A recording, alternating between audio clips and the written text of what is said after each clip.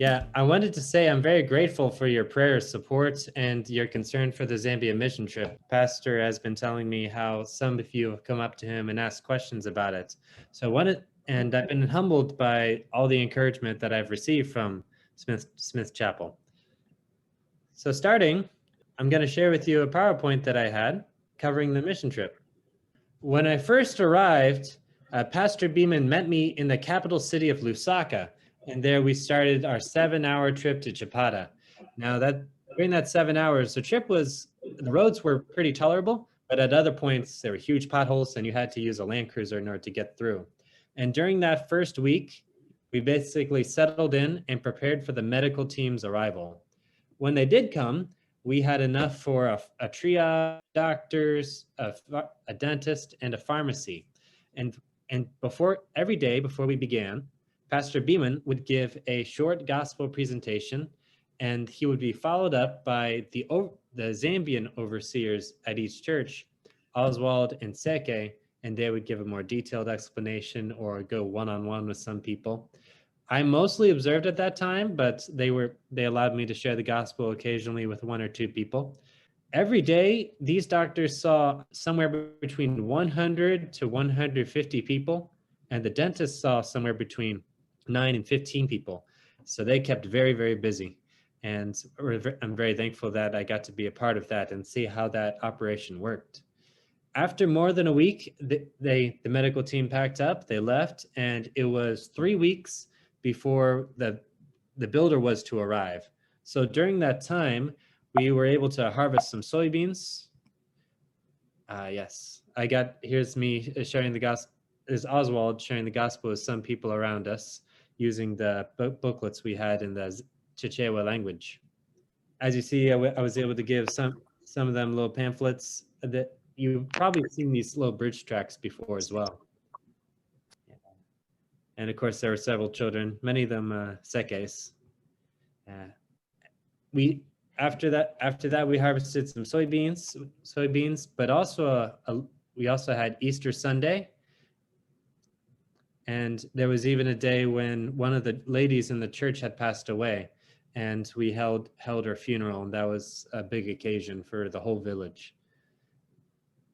Pastor Beeman also put me in charge of giving the Sunday school lesson to the children's church. So we went over the crucifixion Sunday, we did Esther, and we did Jonah, as you see here. And afterward, of course, they love to color on all their pages.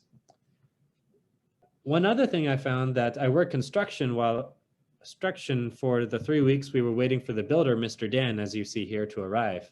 And during that time, I got to ask them lots of questions about their country, about their culture, and they would ask me questions as well, such as, what do Americans use all those tall buildings for?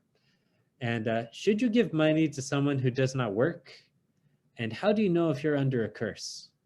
So usually Pastor Beeman helped me with different questions like that.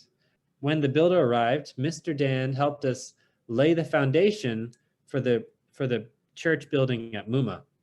And so for 2 weeks, we poured the foundation there, we laid the block for the footer, and also the first concrete blocks after that. He would then give a short presentation that culminated in the gospel message over a few days. And they were very attentive. Perhaps some of them were saved. It's hard to tell in Zambia because if you ask for a raise of hands for salvation, everyone's going to raise their hand. But it takes more time, and you usually have to wait till you see the effects of salvation. And as you see, I could recognize many of the people here. However, most of the names have faded. I could go over them again, of course.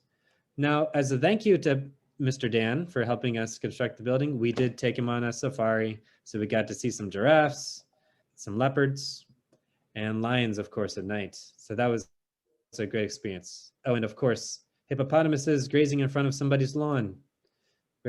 So that was quite an experience.